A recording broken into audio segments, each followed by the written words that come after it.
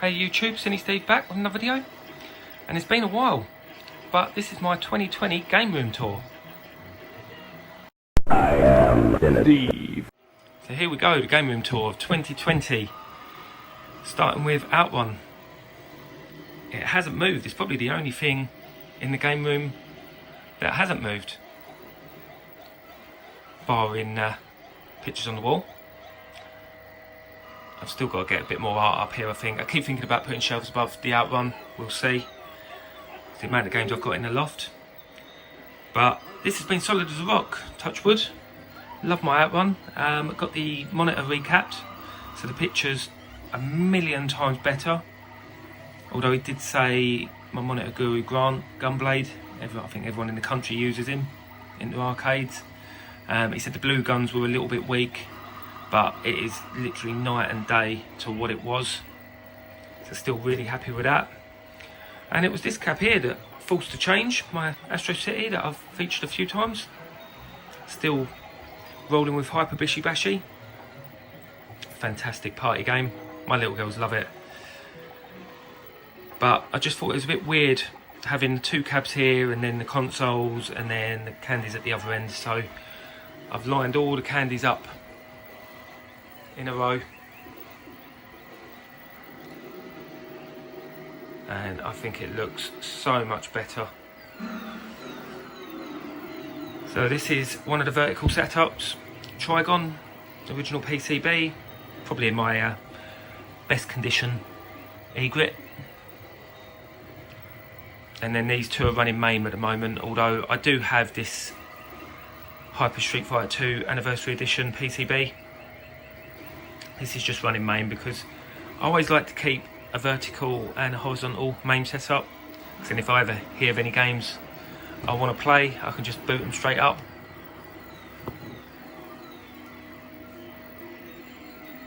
And this is Mad Planets, which again I featured making that custom panel. I would love a dedicated cab one day. So that's the cabs all lined up. I'm so happy with it, really happy with it. But from the uprights to the cocktails. Now this is my Arkanoid cocktail, which I believe I'm 99% sure I put on a pickups video. And it's again another one that's been solid as a rock. Monitor's nice. The glass is quite scratched, but when you're playing it, you don't really notice it. Got the original Taito spinners. Then this one here is probably my favourite pickup of 2019. And it's a really rare game. I can't find much about it online. It's called Space Fighter 3D. And it's a Space Invaders clone, made by Data East.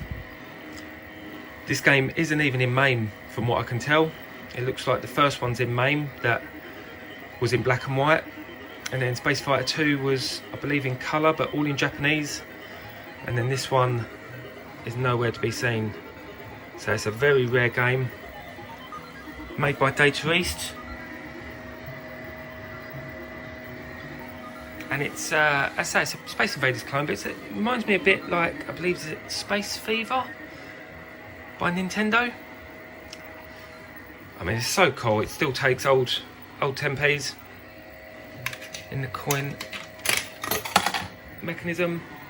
So you coin up, and then you can choose with these buttons which games you want to play: Storm, Sweeper, and Scramble.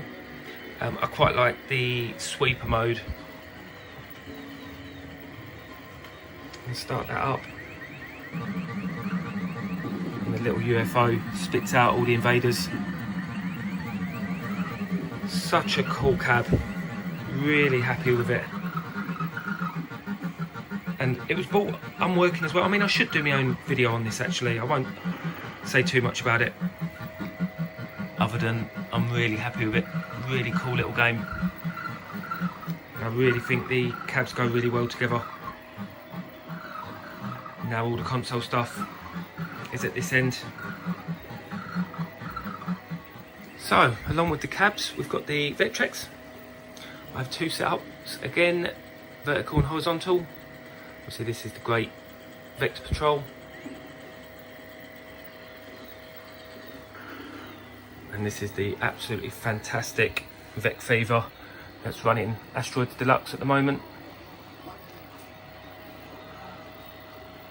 Along with the VertVic Asteroids panel. Honestly, this gets so much use. Absolutely fantastic piece of kit with James Watt's UV light frame and Lawrence's overlays. He's actually making overlays for all the main games at the moment and they look fantastic. Get so much use with my Vectrex.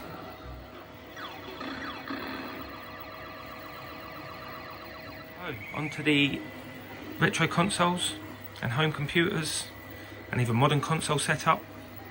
Up the back here where my eBooks used to be. Got this fantastic JTAG Xbox that I got from Pete on a retro tip middle of last year. It's a fantastic piece of kit. Also have other modern consoles set up here. Xbox One, PS4, Wii U and Switch. And as you can tell, I love an arcade stick.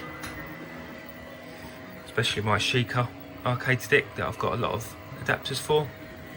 Just keep the little box down here for it. So all my retro consoles goes through this Extron.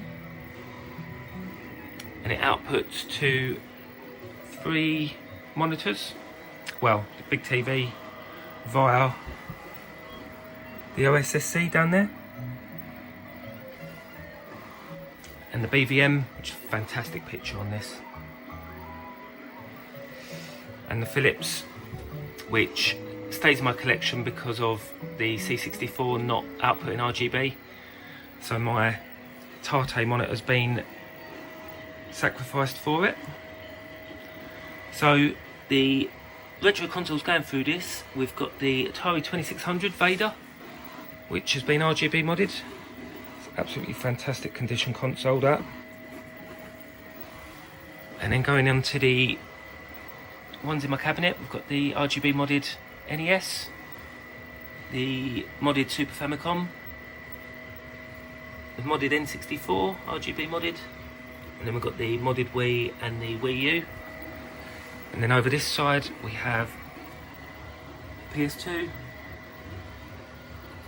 modded Mega Drive, Mega CD, Japanese Saturn and the Dreamcast. And also the GameCube goes through the Extron as well as the PC Engine, which I've got the Terra Onion.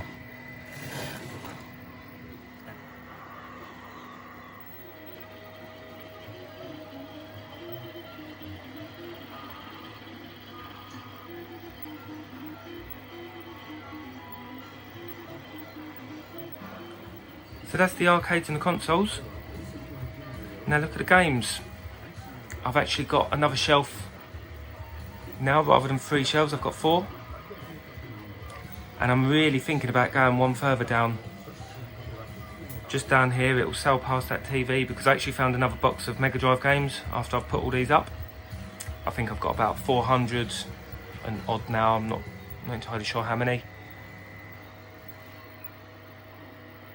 And I'm not entirely happy that one of the speakers sits behind the monitor down there.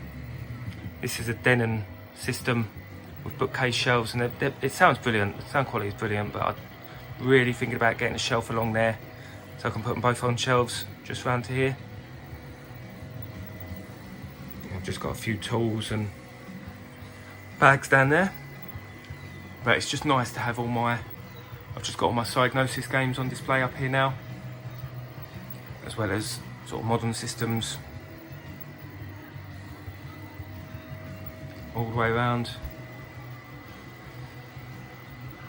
Is my Everdrive collection, Switch, SNES, PS1.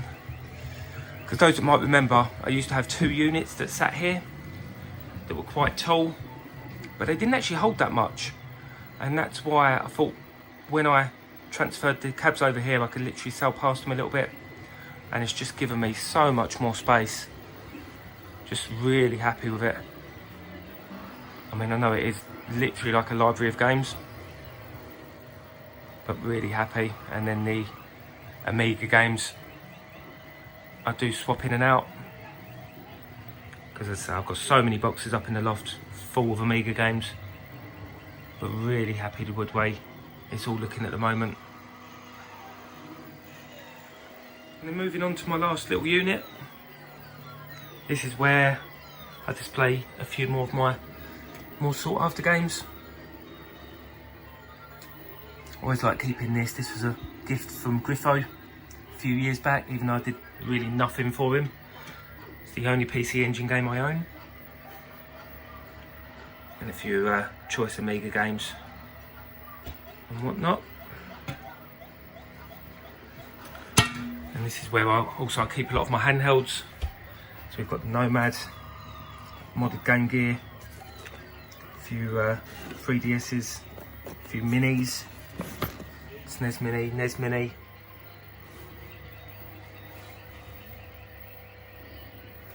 And also a lot of my controllers stay in here as well. I haven't even used that Brawler 64 pad. A few like memory sticks, adapters, a few books, converters, multi-taps. And this is my full collection of data discs, which most of them are limited editions.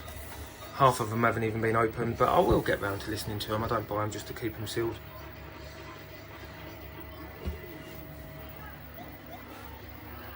Moving up to a few other handhelds.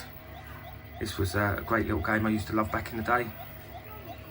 Little football game where you're a goalkeeper. Love it. A PlayStation Mini that, again, it's been out of box once.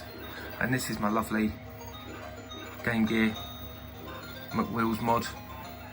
The picture on it is fantastic. So that's about it. Let us know in the comments what you think, what you like, what you don't like. And I'll catch you again next time.